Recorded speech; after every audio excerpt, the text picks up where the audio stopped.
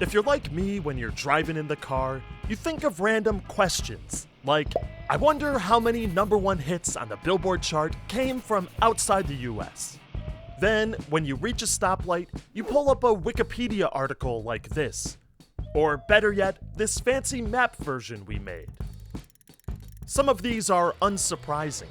Of course the UK is going to dominate the US music charts, considering our shared language and musical heritage. But Sweden?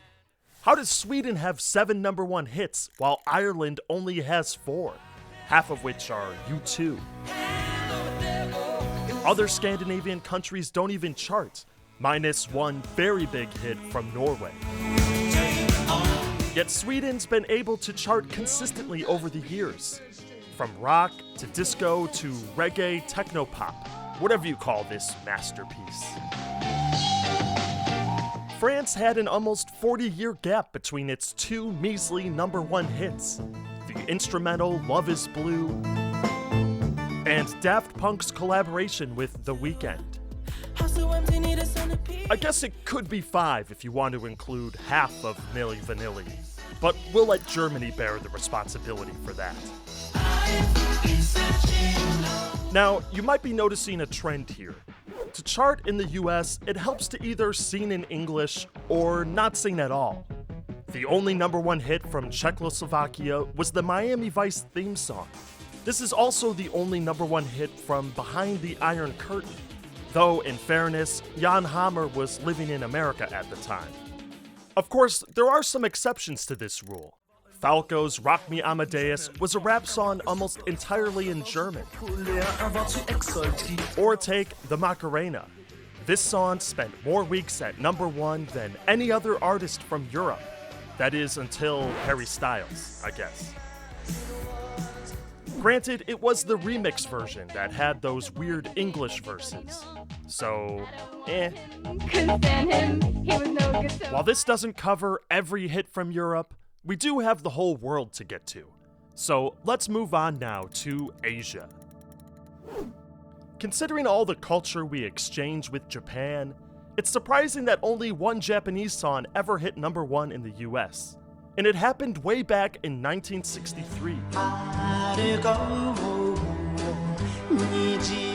Even more surprising is how this sappy pop song is sung entirely in Japanese, with no obvious hooks for an English-speaking listener.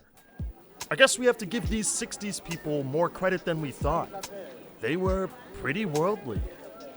There wasn't another #1 hit from the Asian continent until 57 years later, when the Korean pop band BTS released their song Dynamite in 2020. Even Gangnam Style, which was heard seemingly everywhere in 2012, only peaked at #2. BTS has since followed their success with 5 more #1 singles, making them solely responsible for Korea's dark shade. Okay guys, quick detour. Now, being someone who researches music from around the world, I often find myself on the less familiar side of the internet. And whether I'm downloading obscure Russian albums or perusing Chinese social media, the tool I rely on to keep myself secure is NordVPN, the sponsor of today's video. They block trackers and malware, all while keeping my IP address hidden. Even if you aren't heading into the darker corners of the internet, it's useful to keep your information private and safe. For a limited time, you can head to nordvpn.com/bandsplaining, or click the link in the description to get a 2-year plan at a big discount, plus 4 additional months for free. Even more, it's all backed up with a 30-day money-back guarantee. So once again, that's nordvpn.com/bandsplaining. Now, moving to Africa, we see another pretty blank screen. The 2 hits coming from Senegal are from the singer and rapper Akon, who was born in the US but spent his childhood living between Senegal and New Jersey. So, similar to the case of Jan Hammer, I'm not totally sure how to credit these songs, considering they were written, recorded, and released all within the American music system. contrast this with, say, Afrobeats, which is a huge homegrown movement in West Africa. Nigeria's Wizkid was featured on a #1 track by Drake back in 2016, and his own track, Essence, broke the top 10 in 2021. To his credit, Akon is working hard designing an ultra-futuristic megacity in Senegal, Akon City, so I do believe his heart is still with Africa. Now, crossing to the other side of the Indian Ocean, as you'd probably expect, Australia has had a lot of #1 hits in the US, 31 of them, and over 1/3 of those are thanks to the Bee Gees. While the Gibb brothers are originally from England, a significant portion of their childhood was spent in Australia, and this was where the band got their start. How can you mend this broken man? Between Olivia Newton-John, Men at Work, and INXS, Australia also had a very respectable run of 80s pop. Good for them. New Zealand's 2 #1 hits include Kimberly Johnson, who was featured on this 2011 hit, as well as Lord's 2013 track, Royals. Let me live that fantasy. OMC probably would have also charted, if not for a technicality that kept them off the Hot 100. How bizarre. How bizarre. And Flight of the Conchords also might have made an appearance, if not for that tragic deportation. In addition to the good news and the terrible news, there's also some truly awful news. Now over to the Americas. It's no surprise that Canada is right up there with 59 #1 hits. It helps that Justin Bieber, The Weeknd, and Drake are all Canadian. In fact, they account for 25 of the last 26 Canadian hits. Down south, on the other hand, Mexico only has 3 hits to its name. Santana's Smooth and Maria Maria, both released in 1999, and Los Lobos' cover of La Bamba. Selena's album, Dreamin' of You, went #1 in 1995. But unfortunately, this video is about singles, not albums, so we can't officially include it. Again, what counts as Mexican gets a little tricky. All 3 of these bands were based in the US for the duration of their careers, albeit in places with very strong ties to Mexico. I'm not sure whether it's more offensive to define them as Mexican and rob them of their American identities, or say they're American and rob them of their Mexicanity.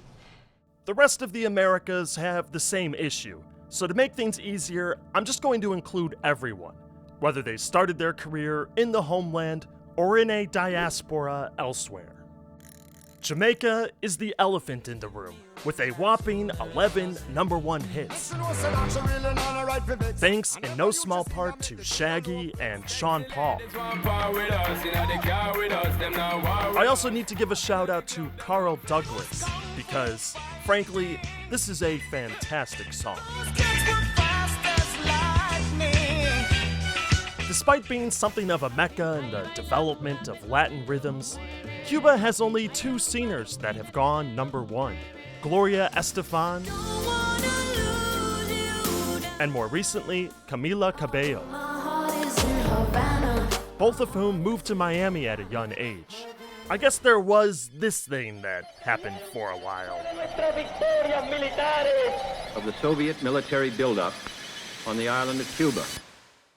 Haiti comes as a bit of a surprise with 2 #1 hits, both thanks to rapper Wyclef Jean, who appeared on that aforementioned Santana track, Maria Maria, as well as Shakira's Hips Don't Lie. This song also accounts for South America's lone #1 hit. And let's not forget the Lesser Antilles. Trinidad gets 3 #1 hits thanks to Nicki Minaj, who was born on the island and moved to New York at age 5. And while it may be difficult to see, Barbados has a whopping 14 #1 hits, all courtesy of Rihanna. Rihanna spent her first 16 years in Barbados, only relocating to the US after scoring a record contract. Last but not least, there's the Commonwealth of Puerto Rico, which I think I'd get in trouble for excluding. Their first hit was Ricky Martin's Livin' La Vida Loca. And more recently, Luis Fonsi, Daddy Yankee, and Bad Bunny. So there you have it. This is every country that's managed to top the charts in the US, dominating the airwaves for at least 1 week, and annoying every retail worker in the process. Now, it goes without saying, but obviously, whether or not a country is able to chart in the US says very little about the strength of their music scene. I make videos about genres from around the world, and some of my all-time favorite music comes from South America and Africa, places that don't rely on success in the United States in order to thrive. I mean, the #1 YouTube channel in the world belongs to an Indian record label. Obviously, they're doing okay on their own. But still, it's fascinating to see what's been successful in the US and what hasn't. One little tidbit I noticed is that Britain absolutely dominated the charts in the 1980s, but then suddenly fell off a cliff. There were more #1 hits in the summer of 1985 than in the entire decade of the 2000s. Come on, Britain, step it up. Now, one final note. Compiling this data was actually pretty tricky. Contrary to what you'd expect, there's no single database that tracks this kind of thing. Man, that would have made this easier. It's very likely that we missed a few names here or there. I'm going to pin a comment below with any new additions. And please leave one yourself if you think there's anyone we missed. Alright, a big shout out to our new editor who brilliantly crafted these graphics. And also, thank you to our sponsor, NordVPN, for making this more ambitious video possible. Alright, until next time.